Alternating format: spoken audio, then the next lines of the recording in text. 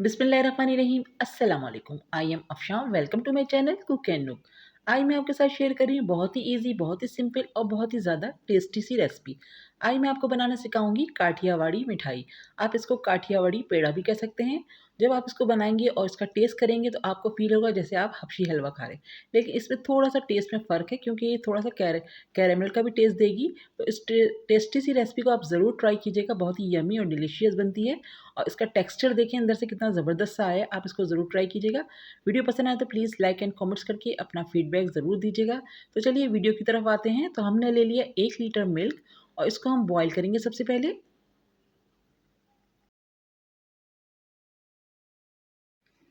तो अभी हमारा फ्लेम मीडियम है। जैसे ही इसमें बॉयल आएगा तो हम इसकी फ्लेम को स्लो करेंगे। तो यहाँ पर हमारे दूध में बॉयल आना शुरू हो चुका है, हल्का हल्का सा बबल्स आना शुरू हो गए। जैसे ही इसमें बॉयल आएगा तो हम इसमें डालेंगे 1 टेबल स्पून के करीब सिरका, क्योंकि हमें दूध को फाड़ना है लेकिन बिल्कुल नहीं फाड़ना है। बिल्कुल हमें इसका हल्का सा दाना बनाना है। तो हम इसमें डालेंगे बिल्कुल थोड़ा थोड़ा करके। हमने 1 टेबल स्पून लिया तो हम इसमें थोड़ा थोड़ा करके सिरका डाल रहे हैं और फैला कर डालेंगे। और फ्लेम बिल्कुल स्लो कर दिए। जैसे इसमें बबल्स आए, वो बॉयल आ गया दूध में, तो हमने फ्लेम बिल्कुल स्लो कर दी। अब हम इसको हल्के हाथ से चला रहे हैं और हमें देखना है जैसे ही इसमें हल्का हल्का सा दाना बनना शुरू होता है तो बस हम इसको स्लो फ्लेम पे कुक करेंगे। तो हम अभी चेक करेंगे, अगर हमें ज़रूरत होगी तो हम थोड़ा सा इसमें विनेगर और ऐड करेंगे। अगर आपके पास विनेगर नहीं है तो आप इसमें लेमन जूस भी यूज़ कर सकते हैं, टाटरी का भी इस्तेमाल कर सकते हैं। तो मैंने विनेगर यूज़ किया है तो मैं थोड़ा सा और डाल रही हूँ। तो टोटल हमारा 1 टेबल स्पून इसमें विनेगर चला गया है। और देखिए इसमें हमने बिल्कुल दूध को फाड़ा नहीं है कि दूध अलग हो जाए और पानी, वो जो इसका जो हमारा बनता है पनीर बनता है, वो बिल्कुल अलग हो जाए और पानी अलग हो जाए। तो बिल्कुल ऐसा हमने नहीं किया, बिल्कुल हल्का सा हमने दूध को फाड़ा है। तो बस अब हम स्लो फ्लेम पे इसको कुक करेंगे जब तक ये दूध अपनी क्वांटिटी में हाफ़ नहीं रह जाता। तो यहाँ पर हमारा दूध बहुत स्लो फ्लेम पे पक रहा है और इसको हम कंटिन्यूअसली चला रहे हैं। तो इसको चलाते हुए हम इसको कुक कर रहे हैं। अगर आप कंटिन्यूअसली इसको चला रहे हैं तो आप इसकी फ्लेम को थोड़ा-सा बढ़ा सकते हैं। लेकिन अगर ऐसे ही छोड़ के आप कुक करेंगे तो उसको बिल्कुल स्लो फ्लेम पे कुक होने दीजिएगा, ताकि नीचे से लगे नहीं। तो यहाँ पर हमारा देखें अच्छे से कुक हो रहा है और इसका दाना देखिए हल्का बिल्कुल बारीक सा दाना है, बिल्कुल बड़े-बड़े चंक्स नहीं बने इसके। तो इस बात का आपको ख़्याल रखना है।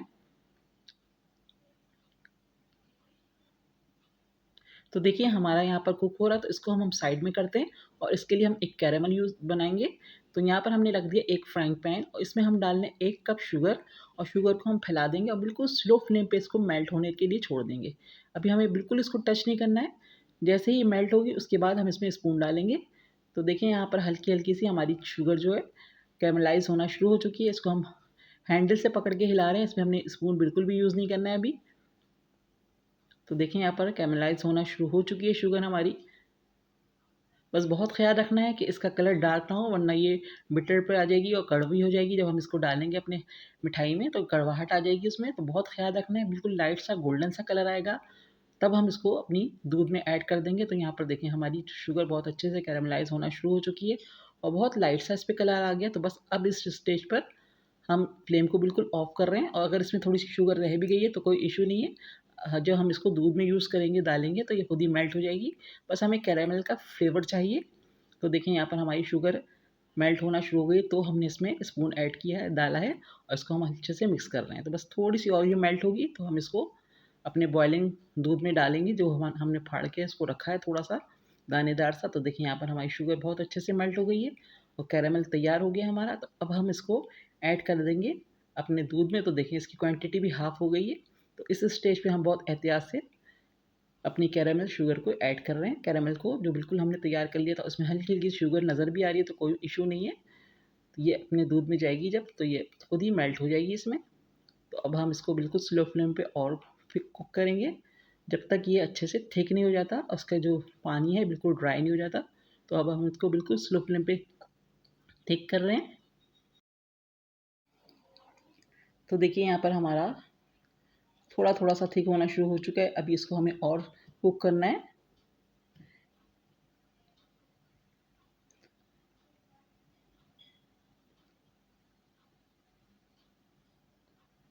फ्लेम हमने बिल्कुल मीडियम टू स्लो रखा हुआ है। अब इस स्टेज पे मैं इसमें डाल रही हूँ 1 टीस्पून हमने सफ़ेद इलायची का पाउडर डाल दिया थोड़ा-सा फ्लेवर के लिए।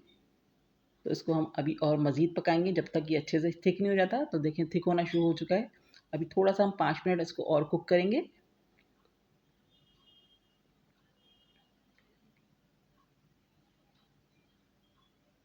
तो देखें कितना बारीक सा दाना बना है इसका, तो हमें इसी तरह का दाना चाहिए था। अब इस स्टेज पे हम इसमें डाल लें असली घी 1 टेबल स्पून, ताकि हमें इस पे ग्लेस आ जाए, शाइनिंग आ जाए। तो आपके पास असली घी नहीं है तो आप नॉर्मल घी भी यूज़ कर सकते हैं। तो बस इसको इतना ही हमें कुक करना था। देखें इतना इस तरह की हमें इसकी थिकनेस चाहिए। तो बस इस स्टेज पे मैं इसका फ्लेम ऑफ कर रही हूँ और उसको किसी दूसरे बर्तन में निकाल के इसको ठंडा होने के लिए छोड़ देंगे रूम टेम्परेचर पर, ताकि अच्छे से ठंडा हो जाए और जब हम इसके पेड़े बनाएं तो हम आसानी से इसके पेड़े बना सकें। तो मैं इसको छोड़ रही हूँ रूम टेम्परेचर पर।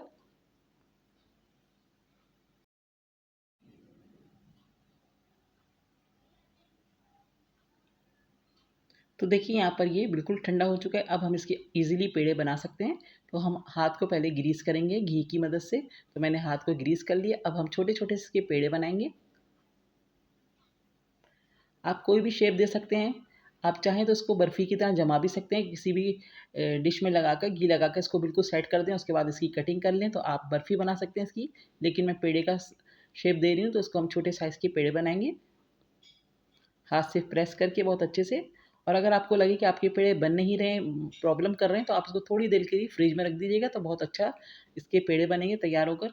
तो यहाँ पर हमने थोड़ा-सा पिस्ते से गार्निश कर दिया है। तो आप चाहें तो कोई भी ड्राई फ्रूट इस पे रख सकते हैं, ड्राई फ्रूट से गार्निश कर सकते हैं और चाँदी के वर्क भी लगा सकते हैं। तो आई होप कि आज की वीडियो आपको पसंद आई होगी। वीडियो पसंद आए तो प्लीज़ लाइक एंड कमेंट्स करके अपना फीडबैक दीजिएगा। चैनल पे नए हैं तो प्लीज़ मेरे चैनल को सब्सक्राइब कर दीजिएगा। नेक्स्ट वीडियो के साथ जल्द आऊँगी। दुआओं में याद रखिएगा। अल्लाह हाफ़िज़।